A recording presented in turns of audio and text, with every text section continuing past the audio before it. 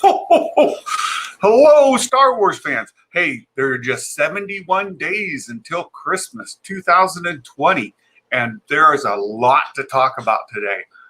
Way more than I had started to prepare last night. Some of this information started coming in. I was having a thought about doing just like a short little stream today, with maybe some light content. But as things have developed, boy, oh boy, I don't know if we'll get through all of it, but we'll take a good stab at it anyway.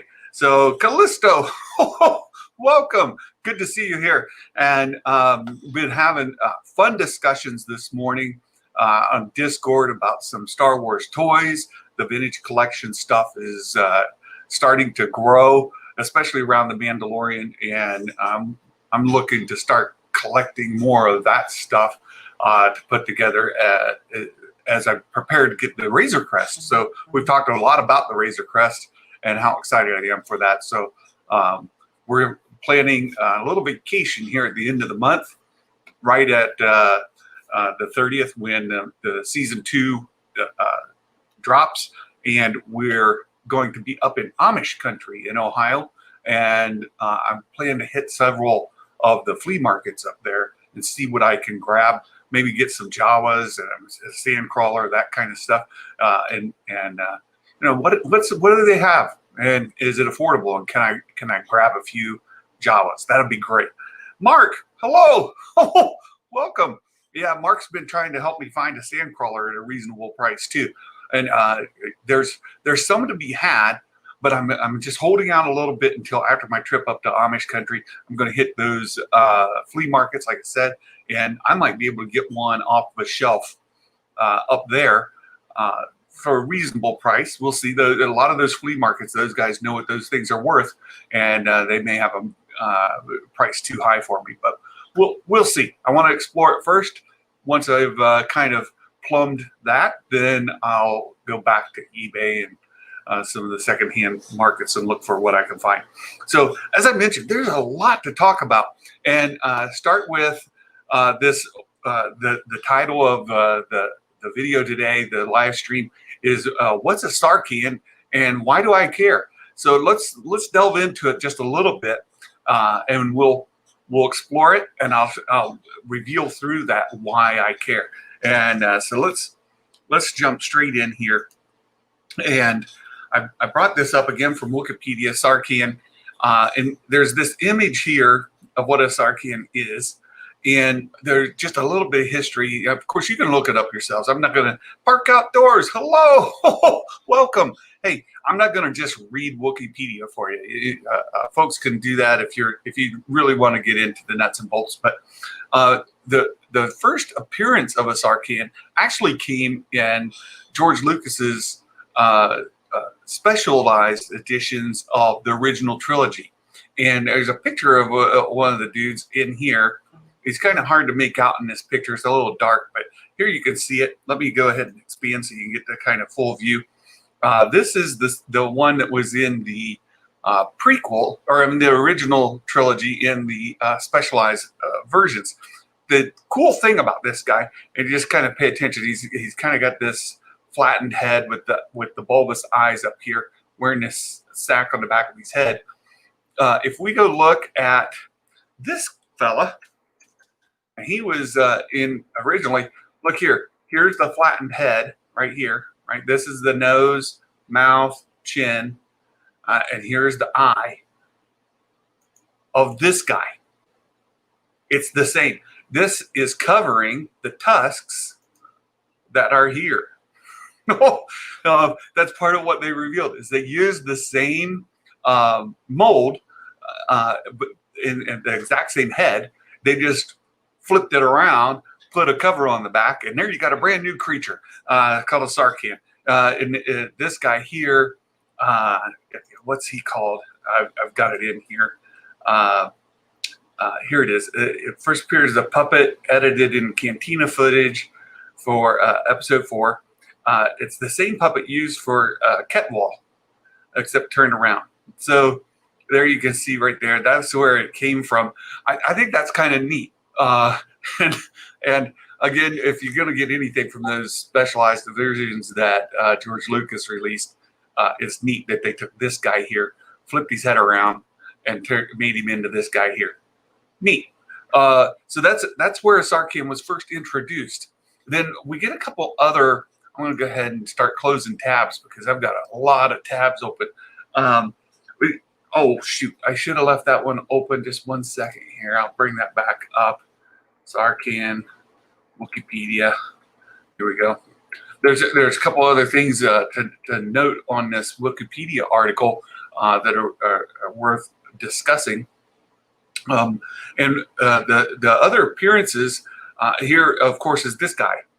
This guy here is in a comic run, and you get to see a little more of what the description of them. They have scaly skin, red, gray, orange, lilac, and green, and they had mottled skin. So there's that. One thing that they were really known for is digging up gems. They were used for making lasers in many of the Empire's fleet. So the gems that these Sarkans would go dig up would be sold as to make weapons. So there's a story that happens, and I've mentioned before the Aftermath novels are actually, there's a lot of gold in those, and think of, you will, about the author. He's somewhat controversial, but the books have a lot of things. And here you can see in Aftermath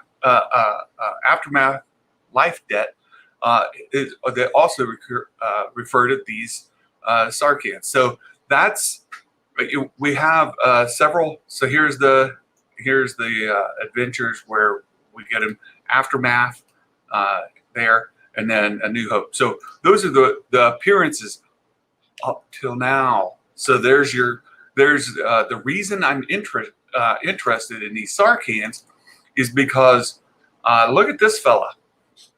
This is from the trailer that was released a month ago, and it slowed down, and then somebody enhanced the color so you can see it better, the light. And this is a Sarkan. This fella right here is a Sarkan, and that would be his wife. I still think that is a husband and wife, and these are their children, the little eggs in the backpack. And there's that controversy about what are those eggs that the child seems interested in that Funko toy. Well, they're these eggs that belong to this mother and father.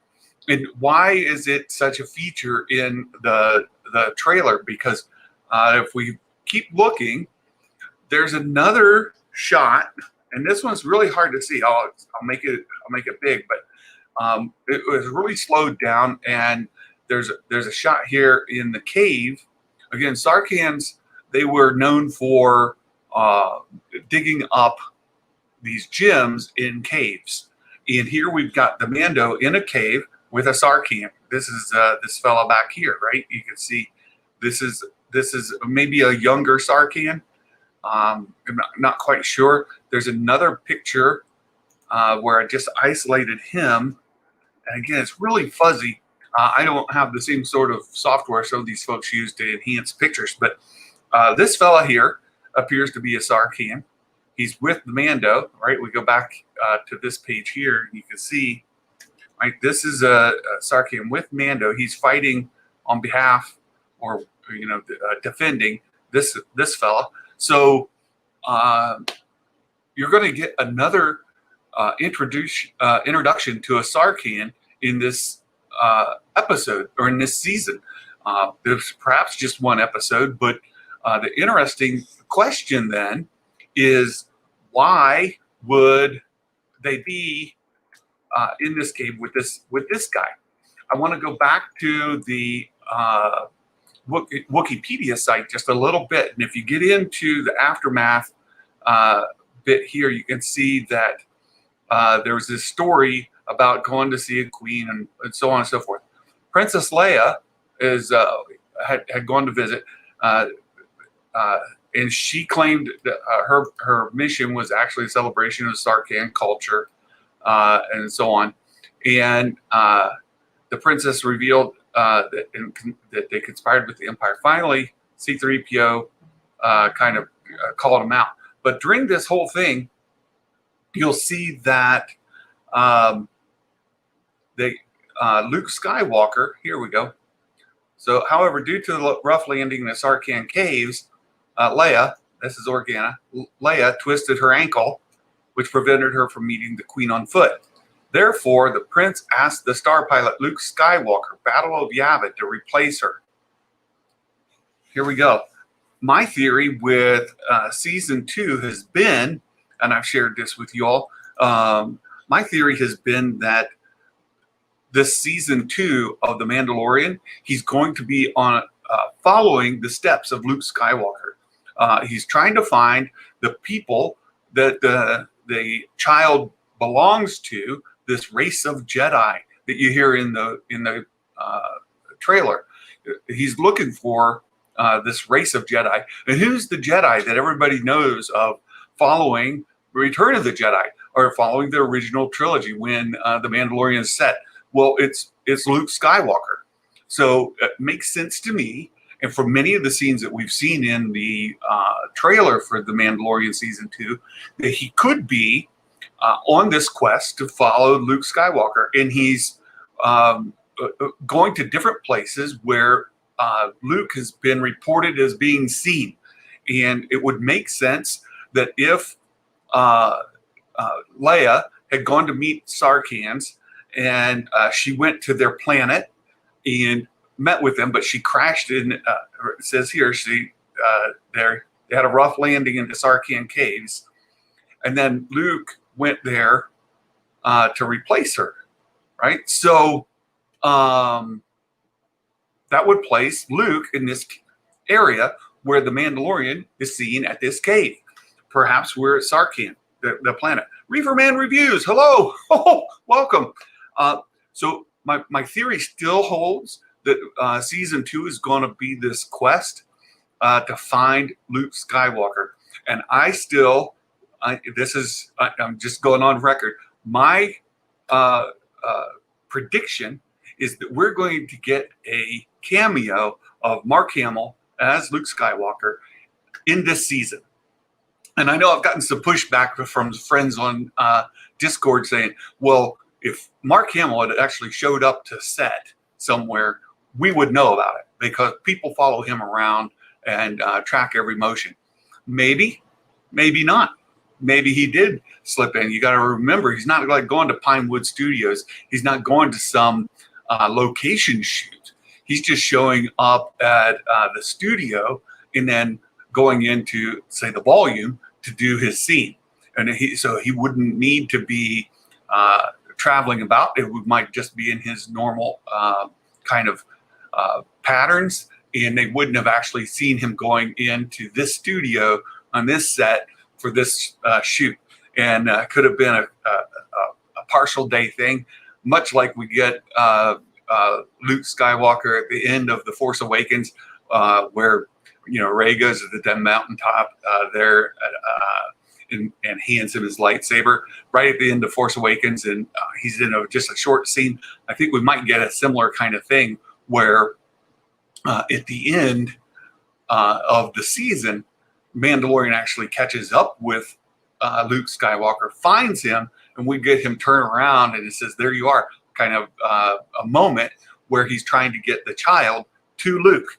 I think that would be a fantastic ending, and it would build a lot of hype. It'd be really cool to see. So that's what I'm hoping for. I know it's out there. It's not necessarily based in anything, but every clue that we've seen in the trailer so far seem to support places where Luke Skywalker has been. And prior to this, a lot of people didn't know he had been to Sarkan, didn't know what a Sarkan is, and didn't know that it was in the trailer. So we've shown you about a Sarkan. We've shown you that they show up in this trailer. Right there's the fella right? And it mentioned all the different colors they come in, the species. And there's his wife's more of that rose-colored pinkish color, and he's more of a green-blue color. So there you go. That's my thought. I'm sticking to it for now. And when the season unfolds, when this episode occurs, we'll get some confirmation of what's going on, and that'll be great. I'm really excited about it. The second topic for today, it ties back to that Razor Crest project that I've talked about several times. The Razor Crest project, they did reveal that they're going to release the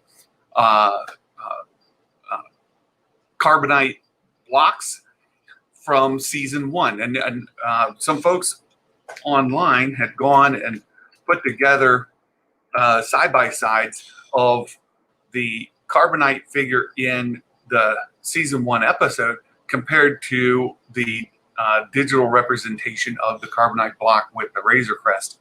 And so let me make this just a little bit bigger for you all. You can see, here's our Rodian side by side, and then we've got this female figure. This is from, again, the TV show. The more bronze color is from the TV show. This is the plastic mold that they're putting together. That's where the second one comes from.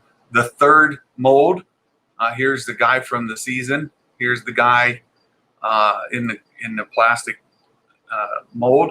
And then we've got, finally, our mithril, not to be confused with mithril. No, not from Lord of the Rings, the armor that you wear, but rather the blue guy, mithril. He's right here. So, hey, Freeman Cooper, good to see you. Glad to have you here. Thanks for joining. So, I just wanted to show those side by side. And there's another little Easter egg. And again, I got to give some credit to Mark for sharing some of this stuff. This is a comic run back when Marvel, it's a Marvel comic run. And you can see this Rick Duel gang. You have a Rodian, a dude here with a blaster, and a female. Now, they look different, right? The characters we see here, this lady here with the high neck shirt and bandolier, she doesn't look like this lady, right? This lady doesn't have a bandolier. She's got the open reveal on her top, and that's not there either. But and this guy here was wearing a bit of a vest, a holster, and this guy here has a different kind of outfit. But you get the same sort of trio, right? You've got the Rodian, the gunslinger guy, and the lady that's with them. I think that is an Easter egg. I think that is a throwback, and it's a little bit of nerdiness that Favreau brought in, and they included in those blocks. So I thought that was great. That's a great callback. It's a little inside, and yeah, this guy has a little goatee kind of thing going on. This guy here's got a full beard. Looks to be racially a little bit different as well. This guy here, with more of a curly beard, might be black. This guy here has long straight hair, a white guy. So, but still, the trio is a bit of a throwback. It looks could have been a different day. I don't think it's a different day, but it's definitely. I don't think coincidental that you would have a Rodian, a guy, and a girl, and then here you get a Rodian, a guy, and a girl. Right? I think that there's a reason those are those three, and I think that is a callback. I don't think it's the same, but it's a little Easter egg, right? Fun for fans who have been following and who can make these little connections. It's great. It's a great reference callback. A lot of fun. So there's those guys. The next part are some of the scenes from the trailer. And we'll take a look at this. Maybe Maybe it's Santa and carbonite. I saw where somebody said their aspiration now is to be a cameo in the Mandalorian as somebody frozen in carbonite. Sign me up. I'll do it. I'll gladly pose for a carbonite freeze pose and put me in a carbonite block, and that'd be fantastic. I think a lot of us would do that. So that'd be a lot of fun. So anyway, in this trailer, let's go back here. In this trailer, Carl Weathers here, it appears to be in a gun station, a gun turret. And if you look in the background, this could possibly be the cockpit of the Razor Crest. Not exactly sure. This would be the rear-facing gun. Then, if he's in there, the one that sits on the back, he could be there. But and pivoting those guns. We'll watch the trailer here in slow motion in just a moment. But there's a bit of a lightened scene where you can get a better view of it.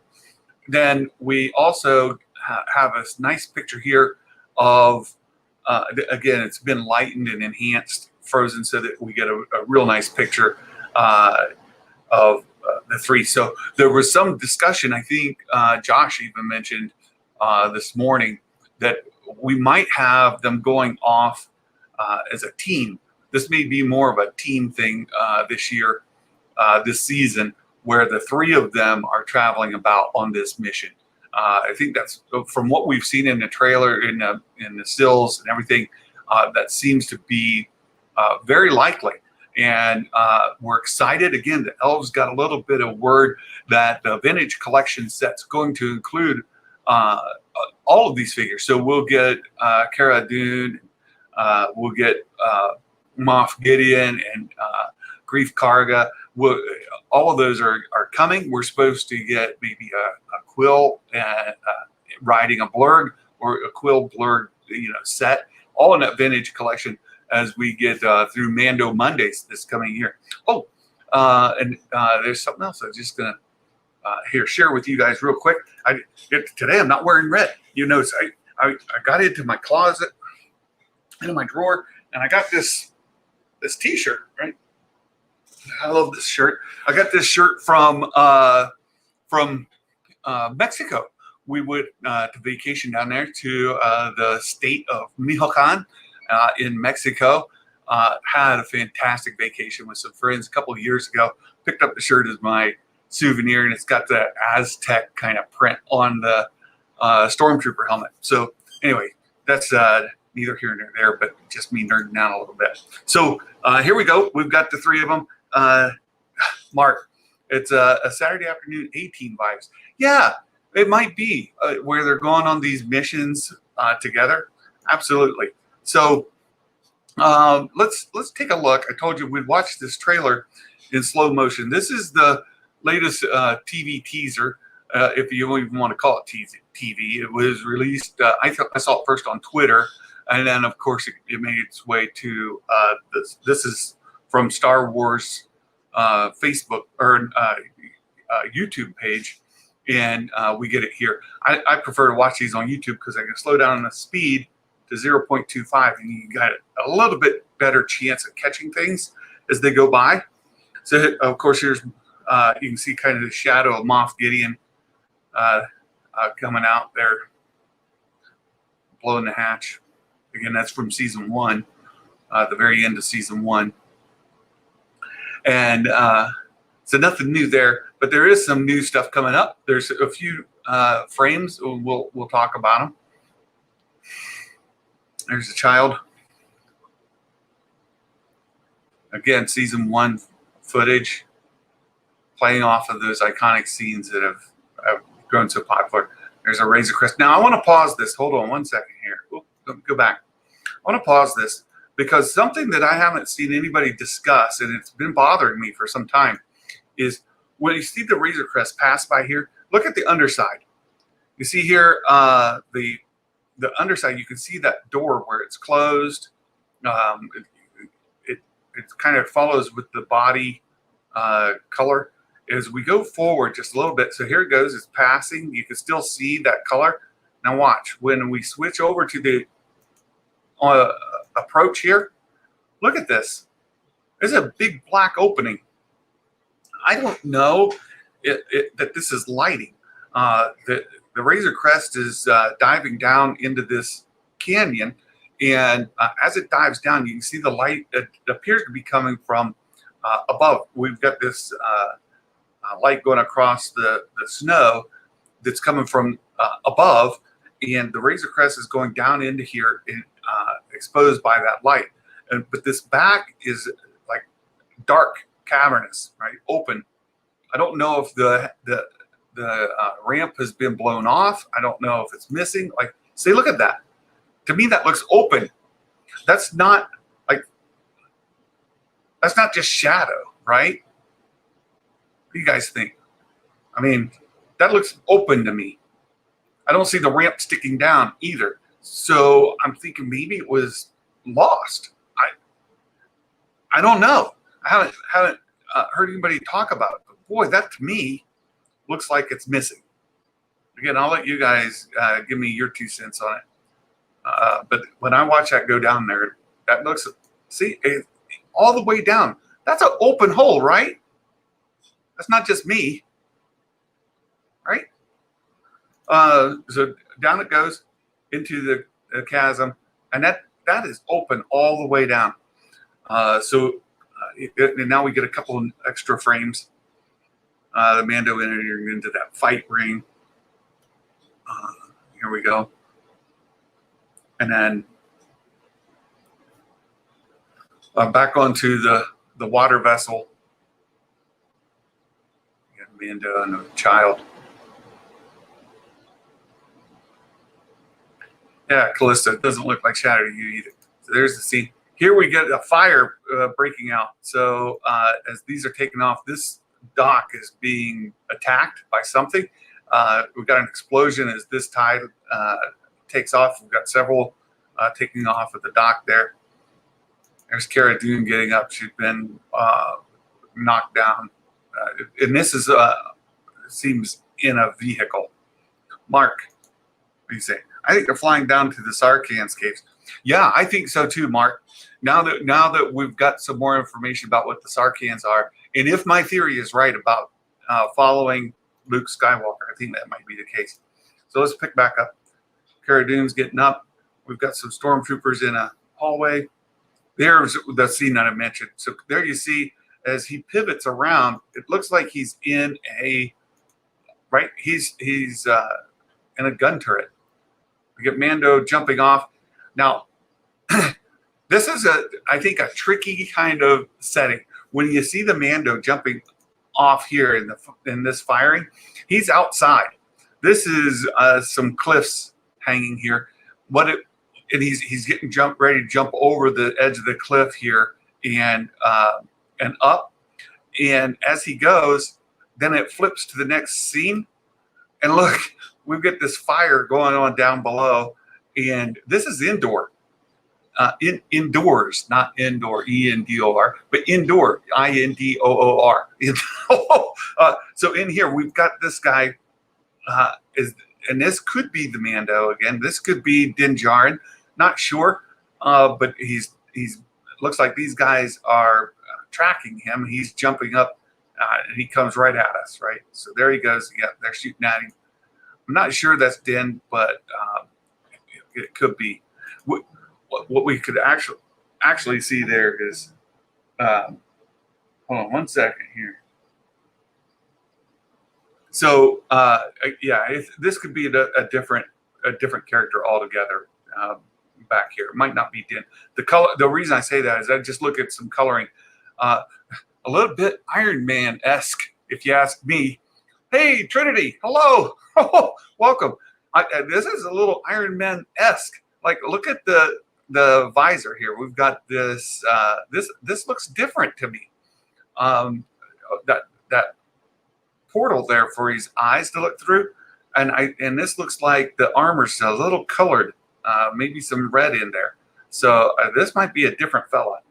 We'll see. And off he goes. We get now we get the superhero landing. This is great. Boom, straight into the superhero pose. It's fantastic.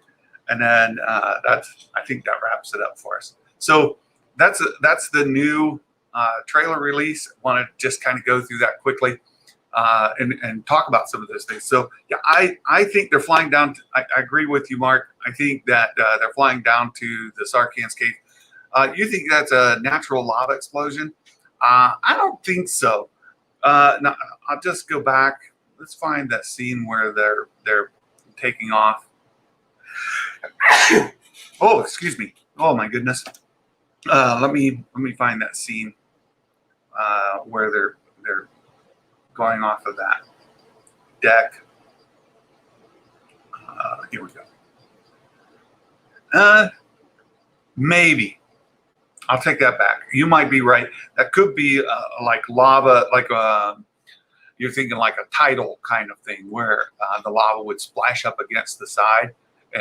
Because it does look like maybe there's some steam coming up back behind here. But I tend to think that this is water area back here, and this is an explosion. Let's go back and watch that as it rises. Let's see. Yeah, see, something's getting ejected up into here. I suppose that could be lava. I don't know. Not so sure. Yeah. There you go. There you go. So in the superhero shot, there are TIE fighters in the back that we see earlier. Yeah, I think that's the same, right? This is the same scene. This is the same area. And again, you see kind of the steam coming up. This is superhero landing.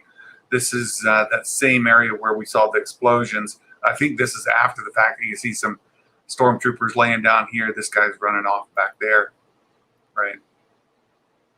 So anyway, interesting stuff. Again, we've got a lot to get through. There's still some more. Believe it or not, I've still got a half dozen tabs to get through here. Let's go to the next deal.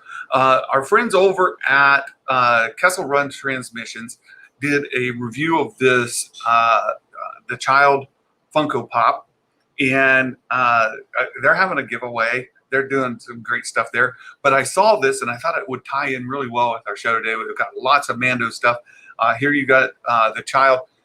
If you haven't seen this, it's worth going back and watching. It's fairly short. It's only 4.5 minutes. You can watch that at 2x speed and see it in under 3 minutes. You can get right through it.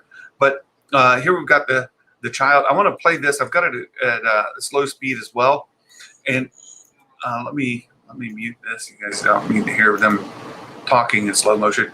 They're doing the unboxing, and the side of the box I thought was interesting. Again, this is from season 2, Mandalorian season 2. The side of the Funko Pop box here has some Mike Porter. Hello, welcome. I am live and in person, real. So here you go. There's the side. He's going to show the other side here in a moment, and it's got some characters on it. I thought was pretty cool to see. Come on. Yeah, he's coming. He's going to flip the box around and you see some other characters they have. Here we go. Here you go. You can see we've got the Mandalorian, Cara Dune, the Mithril, the child, and a Gamorrean fighter. So you remember the spoiler episode yesterday, we talked about the things that Campy had posted. One was that maybe Cara Dune was getting ready to be a lot of people's favorite character. Look, she's showing up everywhere. This is a year heavy on Cara Dune stuff. So I think that might be a true rumor. We'll see. But I thought these were interesting. Those characters on the back here. You see this Mandalorian with the child, the Mithril here again. So that's cool. Mike, oh, thank you, Mike. Yeah, it's we're getting ready to start doing actual appearances soon. Last night I was at a 2-hour training session for Santas dealing with sensitive or with children with special needs. So last night we were talking a lot about children on the autism spectrum. So and how to interact with them and have a better experience with families that have children on the autism spectrum as we start to do our visits with families this year. And that's coming very soon, early November, like November 8th, I think is when we're going to start doing those. Oh, and I should turn on that banner so you guys can see the, there we go, turn that on. So, so there you go. That's from, again, they do a nice review of the toy here on Kessel Run Transmissions. You guys go check that out. Boy, oh boy, the news gets better. So let me go, I'm going to kind of jump over here to this article that came out in Variety. And this is something that Josh did talk about. So we've been talking about Mandalorian. We're going to change gears here in a moment. But Pedro Pascal, in an article that was just released on Variety, there's some interesting quotes. Again, I think Josh did a good job of covering the sentient parts of it. So I'm not going to, I'll bring them up here again. This is funny. He pointed out the title, Under the Helmet, right? That's the supposedly that controversy where he got really mad that he was having to go on set, but he wasn't doing anything. He's just watching the filming. So he was a little put off by that. There's a quote in here, and again, Josh covered it, but there's a couple other pieces where he kind of went on his tirade, and I thought it was worth coming back to. So this is the quote that we brought up this morning. Josh talked about it, and says, convincing an actor to hide their face for a run of a series can be precarious as escaping a Sarlacc pit. And I can't believe that Josh just let that go. Let me make this bigger. You guys can't see that. Let me make this bigger. It says, convincing any actor to hide their face in a run of the series can be as precarious as escaping a Sarlacc pit. Well, it's been rumored that in season 2 we're going to get Boba Fett, who the last we saw was in the Sarlacc pit, in the belly of the Sarlacc, right? So where he would be digested over 1,000 years, right? So here we have a quote in this Variety article that Josh just let fly by. So you know, if I could catch him, I'd give him a hard time about that. But as precarious as escaping the Sarlacc pit, which is an illusion, I think, also a clue that we're going to get Boba Fett. Much to my chagrin, right? I'm not a big Boba Fett fan. But it says they brought him in, and they talked about all of this, and he said that most of your experience as an actor, people are kicking the tires to see if it's a good fit. But in this case, everything was locked and loaded. So it sounds like Favreau had already picked him to be the Din Djarin. And that's it. So let's see here. Mike Porter, my sister's on the spectrum. 43 is tough. Yeah, the guy that we talked with last night was an adult. He was on the autism spectrum, and he told us a lot of really cool stuff. And maybe we'll get some time here at the end. I'll go into more, but that's really good. Bring you good health for Christmas. Boy, Mike, if I could deliver good health, I would absolutely do it. And one of the tough things about being Santa is when you get children who are like wish list, make-a-wish kind of kids. One time I did a Polar Express run on a train up in northern Ohio near Cleveland. And we had a whole car full of kids that were terminal cancer. And it's tough when you have to go through, 30 or 40 kids that are all dying, and you have to be Santa for those families. It's tough. It's a really difficult job because those kids are precious. Their families are wonderful, and they would do anything just to be healthy. and Santa would do anything to help them be healthy. But Santa's magic is with making toys, and we have to. We can't grant those kind of wishes, and it's sad. It's kind of difficult. So, wish it could.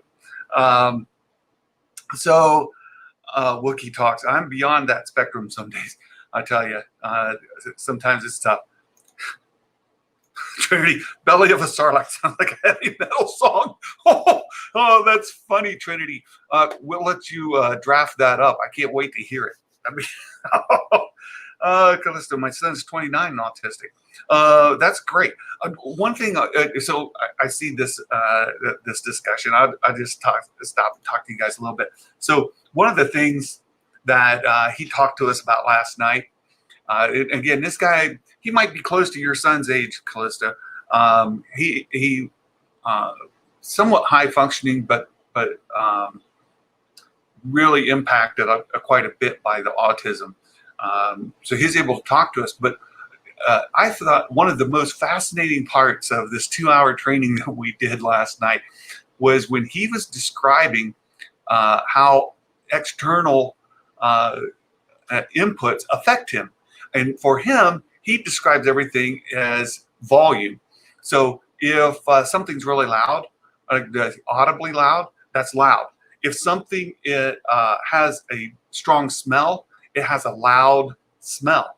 If something if something touch is too much, it's a loud touch. Everything is in with that descriptor, loud. I thought that was, first of all, very interesting. For him, that's how it impacted him, is loud. So the other thing that he mentioned is that pressure. So as external things come in, it kind of builds up this pressure. And the example he used, and I thought was brilliant, was similar to a can of pop, like Coca-Cola soda, right? A can of pop being shaken. If you shake up a can of pop, it builds pressure inside. If you open the lid, it spews out everywhere. It releases that pressure. He said for him, and he said, everybody's different in autism spectrum, but for him and many others, it's like these external things that happen, these loud events are like pressure on a can for him. And somehow it needs to be released. And that gets released in him by like the patting of his head, or hitting his head, or maybe slamming on the ground, or just shaking his arms. Those are ways that he releases the pressure out of that can. I thought that was fantastic description, and it lets us know that when these people are affected by autism, they have autism, they sometimes need to let that pressure out, and that's what it looks like. I thought that was really cool. Mike, Santa can bring Boba Fett going into that pit play set. Oh, if I could, that would be great, Mike. And I'll let the elves know that we need Boba Fett in the belly of a Sarlacc, and he's stuck in there. You can't get him out. That'd be great. That'll make me happy. So let's go back to this article. So Pedro mentions, and it goes on. He's talking about he agreed to do the show because of the impression when he met with let me say. I said, I have my first meeting was that this is the next big thing, right? He says with a laugh. Favreau's determination to cast Pascal put him in a tricky situation. He had already made commitments to make Wonder Woman 1984 in London, right? And he is performing Broadway run of King Lear, Broadway in New York City. So he's got a gig in London. He's got another gig in New York. And then he said, Glenda Jackson barreled right into the production schedule for The Mandalorian. So he's got all these things going on. And with that, and it talks about leaning on the anonymity of the title character, the stunt performers playing Mando on set, and he was dubbing the dialogue months later. He said he was already being asked to smother one of his best tools as an actor, right? And he's going to be this newest iteration of global live action franchise. So The Mandalorian, they know it's going to be a big deal. You've got Jon Favreau, for Pete's sake, So he had to hand over control of the body to other performers. Some actors would have walked away. Now, that's not coincidental either.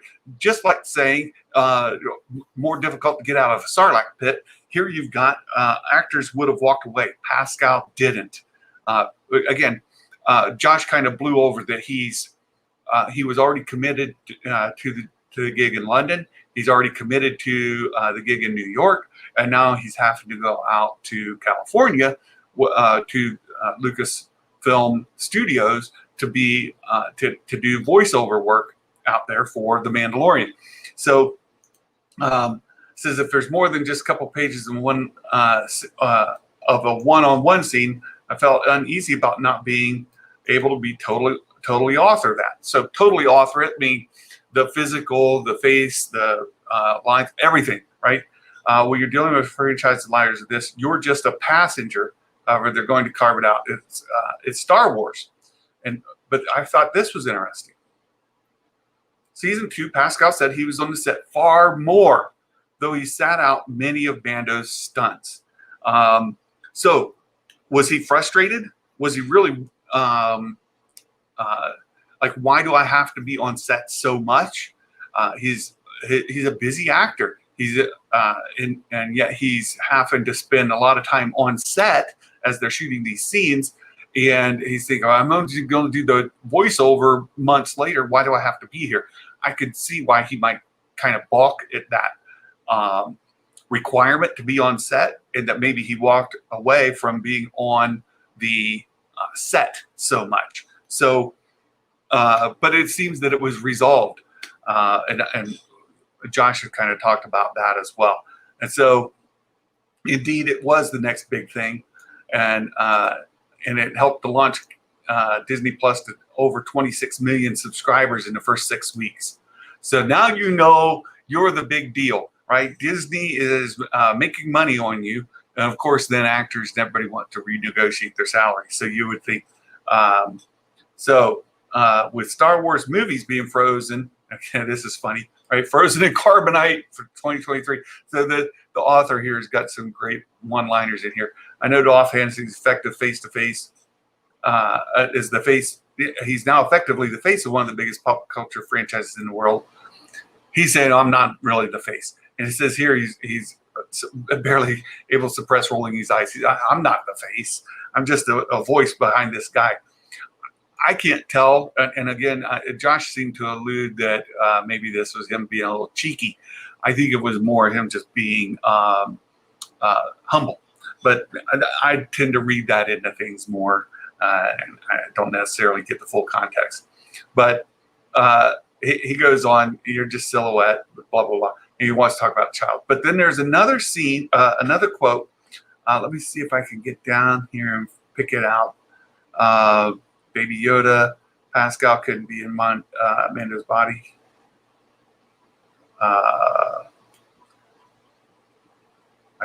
Sorry, I was just looking for it. So now we've got this big history about his childhood, him growing up, going on.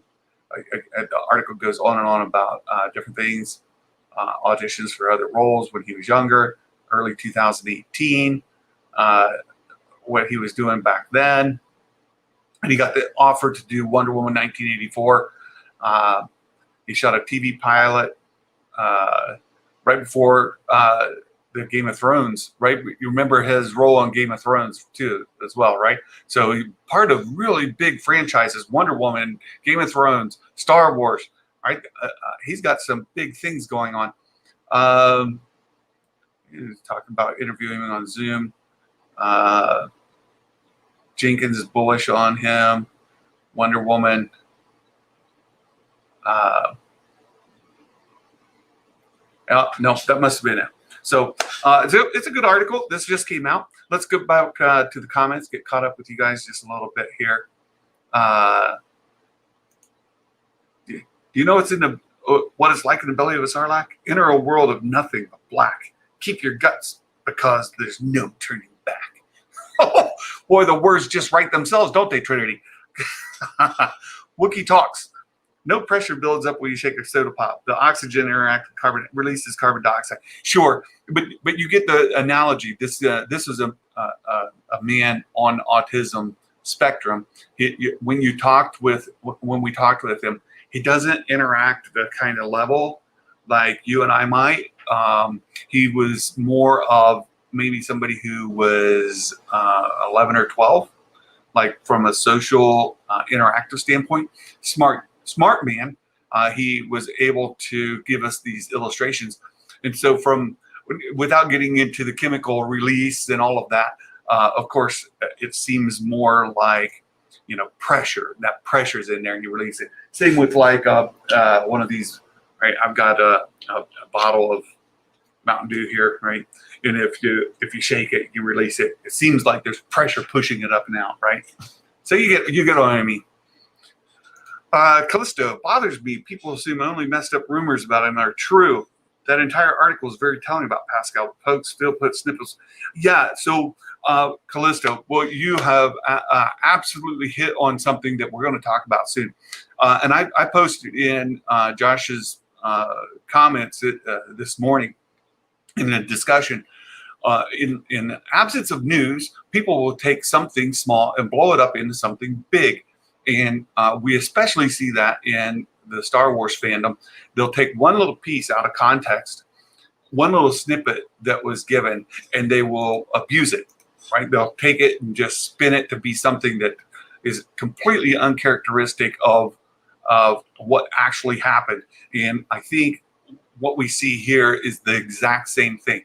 People, and do you remember, wasn't too long ago, Daisy Ridley said something about not being able to get work because of Star Wars. And so then that's been a narrative that said, oh, Daisy Ridley's career has been ruined by Kathleen Kennedy and her woke agenda, blah, blah, blah, right? So people just lost their minds and how terrible that it was that they ruined Daisy Ridley's career with this terrible character, flat character nobody cares about. And that was the narrative that went out. Oh my goodness. Just way too much for me. But with all of that, though, look at Daisy now. Daisy's in a new movie. Daisy's got all kinds of roles. She's acting. She's being cast. She's doing things. She's not at all out of work. Her career isn't ruined. She's doing just fine. And then her career will continue to grow and do fine as long as she stays at the craft. If she, on her own decides not to, then that's fine. But if she wants to keep going, she doesn't have any impediment. Kathleen Kennedy didn't ruin her career. Star Wars didn't hinder her. In anything, it just raised her profile and has opened doors for her in many ways. Sure, it's shut some doors because they're like, no, people see you as Star Wars. We don't want that baggage in our project.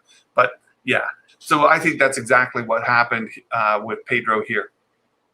Let's get caught up again.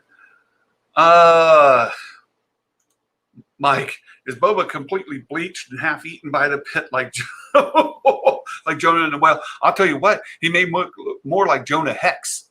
If you know who Jonah Hex is, and I know Trinity does, Jonah Hex, I bet you Boba looks a lot more like Jonah Hex than when we last saw him. So there you go. Let's see what else. Wookie, yeah, pushes liquid out. Yeah. Wookie, Veritas did a visit. Oh, sure. Yeah. Mike, streaming is important because it can produce faster than the MCU. Mandalorian could be the future of the leader of Disney Entertainment. Hot take. No, you're right. I think, I'll be doing an interview here. We're going to release very soon. And I'll go ahead and release for you guys today. Earlier this month, me and my friend Magic Maker with Reimagining Star Wars, we did an interview with Thor Skywalker. And we talked about with the future of Star Wars in movies and live action or streaming content. And a little excerpt from that I think we all agree that the long story format of telling the story over multiple episodes and multiple seasons fits with a lot of the fandom's desire to see character-driven stories where you see characters develop, the stories develop, and you get invested in the story over time. That's what works really well with comics, with graphic novels, with these other formats, and why you get so much pushback on a lot of movies because they don't have time to fully explore every facet of a character as they do in these long format. So that's what's coming. Mike, I'm a huge MCU fan. Good. Second Street. More streaming, I guess. Yes, more streaming, Trinity. You're going to have to buy those services. Sign up for all of them. Yeah, get faster internet. Oh, Will, what's up with the helmet lore? Why are they even playing that it never comes off? Oh, that's a good question. I think it just is. So we see, just to get everybody on the same page, I'm sure everybody here knows, but I don't know who might be listening afterwards. Mandalorians, when you look in the Clone Wars animated series, they're there. There's a rich history too in graphic novels, comics, books, video games, of Mandalorian lore. But why is it here that they have to wear these helmets? Their face can't be seen, and them connected to who they are. Again, I think even in the even in the Mandalorian itself, the Mandalorians that were in the caves, they would go out without their helmets on, without their armor on, just as civilians to go do civilian runs during the day or evenings, whatever. But nobody knew that a particular person that they saw on the street was one of these Mandalorians, because you never saw them without their helmet. However, if you go back to the Clone Wars animated series, and I think we're going to see it even perhaps in this season if everything goes away, Sabine Wren, for example, should be holding her helmet under her arm. The night owls, same thing, right? That you could see them without their helmets. And if that trailer is a Mandalorian, either Night Owl or Sabine, then you've got a face associated there with a Mandalorian. You know that that's a Mandalorian, yet they would still wear the helmet.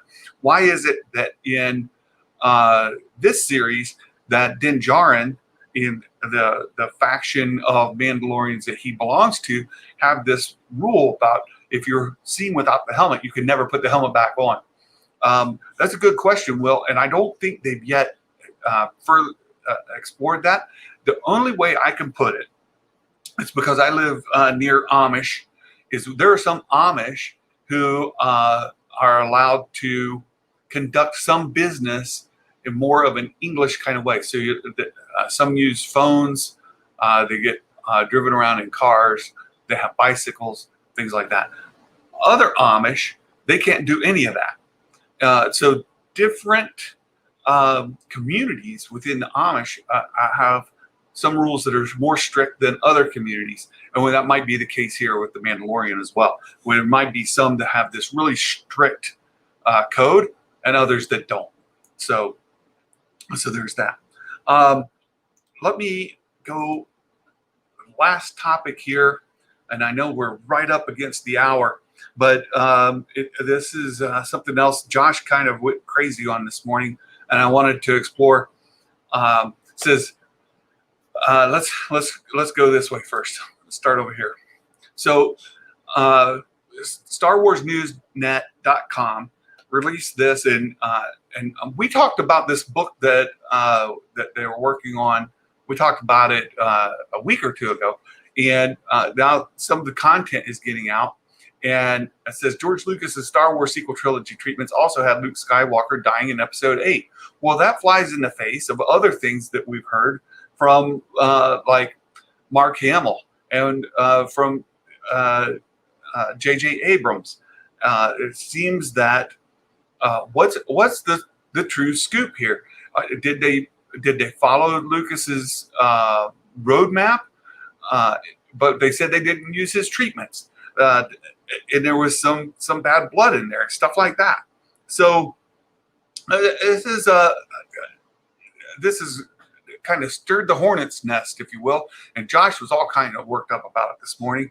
But it says on page 140 of the book, Hidalgo reveals Luke Skywalker's destiny. So that's the name of it, Luke Skywalker's destiny. And it confirms Lucas had Skywalker die in the middle chapter of the sequel trilogy story. And now how he designed his death is unknown, but it appeared Luke was destined to become one with the Force in episode 8 regardless. Well, he'll on Lucas on record, he gave his treatments to Kathleen Kennedy, Disney, but they chose not to use his stories. Not using these stories and not using the outline or some story markers is a different thing. And I think there's something to be said for saying, okay, we had this story, but the way we told this story was completely different than the way he would have told this story. I think that's probably true. We'll talk about that here in just a moment. But this book, I'm going to get it when it comes available on Kindle. Right now, it's only in hardback, but this book has stirred the hornet's nest. And for folks that are already mad with Lucasfilm, they're getting pretty teed off. And Josh was certainly teed off this morning. I want to talk about this other article, though, because this article did a pretty good job. I guess is on the direct. And he goes into a lot of the detail and what might be true and what might not be true. And I don't think there's any question about Pablo Hidalgo's credentials. I think he's legit. Nobody's going to really fight that. But then they start to say, well, what about all this other information that's come out? And again, I'm not going to read the article. You guys can get kind of through that yourselves. But it says, we have an interesting situation on our hands.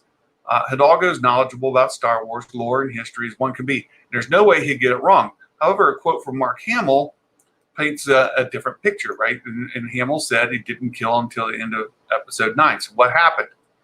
Well, he talks about different possibilities. First is that Hamill didn't know Lucas was going to kill off Luke and was misinformed. But we go on. The second option is more of a tinfoil conspiracy. It could be Lucasfilms run damage control, and maybe they're just kind of doing a little revisionist history, which has happened before. And I'll tell you, Lucas himself has done some of this revisionist history with like why they changed Luke Skywalker's lightsaber color. Those kind of things. He just made up crap after the fact, and it got taken. And the actual facts of the incident are somewhat lost in which side of the story you're listening to. But so he says, could both of these options be wrong? Absolutely. Things change. Lucas is known for altering his ideas. Absolutely. This rings true because we know that Luke is constantly revising the original trilogy. Every time he gets his hands on it, he tweaks something else. He adds in McClunky, right? He adds in scenes that are unnecessary. He changes scenes that we knew to reorder them. Han shooting first, Han getting shot at second, the shooting simultaneous. Like he's constantly messing with these things, and he's known for altering his ideas. He's always done it. And then he tells the story differently based on where he is. That is absolutely consistent with George Lucas, and that's why I wanted to bring this article, because I think this guy, this author here, kind of nails it. Says, Lucas is known for altering his ideas. Everything in the book could be 100% unequivocally true. Says, Rian Johnson said his decision to leave, have Luke croak was entirely his. No roadmap or story mandates, right? So there's that. At the end of the day, nothing's changed. Luke is dead. Johnson's blah, blah, blah, right? You got all this blowback. The implications reveal, this reveal will be interesting to see. It's not hard to imagine The Last Jedi would take a victory lap. Disgruntled fans will reject the notion, being that it's BS, right? One day, tell-all books by Lucas laying out the facts regarding his original plans and sale of his company would be fascinating. But that's far down the road, if ever. Just like getting the original trilogy in its theatrical release format. Very unlikely. Sequel trilogy arguments don't seem to be coming to an end. Most fans wouldn't have it any other way. I don't know about that. I'm personally, I'm kind of tired of the arguments. People have their opinions, and many of them are well thought out and justified reasons. I'm just tired of arguing about it. Star Wars live on so long as passionate fans still are discussing it. And we've got a decade's worth of discourse to enjoy. Enjoy is a funny word, but there you go. So I think this article does a fairly good job. And there's a third point here that I wanted to bring up, and it had to do with Rey. And they were talking about Rey's character here. And part of this, I thought this was fascinating. As described by George Lucas, Rey is like Willard going upriver to see Colonel Kurtz, an allusion to Apocalypse Now. So Lucas is making this analogy to Apocalypse Now. That rings true. We know his history with Apocalypse Now. We know his history with those war movies and how he influenced the original trilogy from a lot of that footage. So this makes absolute sense to me. So we read that and you keep going on. The next part down here says, the story had Rey find Luke on a Jedi temple planet.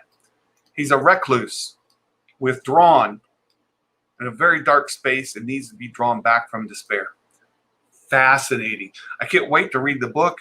I can't wait to find out more information and see where all of this unfolds. It should be interesting to see. Let's just get caught up on a couple of things. If Mandalorians truly only come out one at a time, does that mean they call them Mando as well? Good. I'm sure a lot of them have that nickname. Yeah. Will, did you hear the news? Bob Pattinson, Robert, right? Bob Pattinson went into the past with Tenant Machine and ruined his own career. Oh, Will, up to no good. Wookie, the leaders of the Death Watch would take their helmets off because you know who they are, and select places at times. Would others take their helmets off? Well, it's hard to tell with this sect, right? This sect of Mandalorians that Din Djarin seems to belong to seem to have a very strict code on that. So it's unclear yet how that's going to play itself out.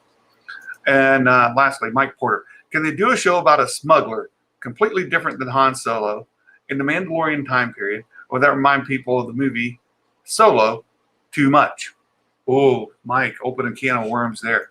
First of all, I think the movie Solo is kind of becoming more popular over time. We're starting to see people come to it with a different kind of attitude.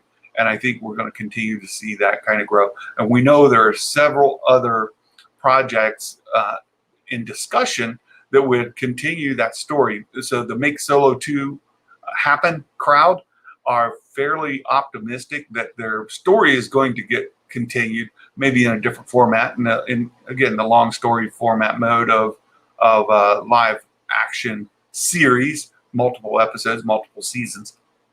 So we might still get that. Might we see another smuggler?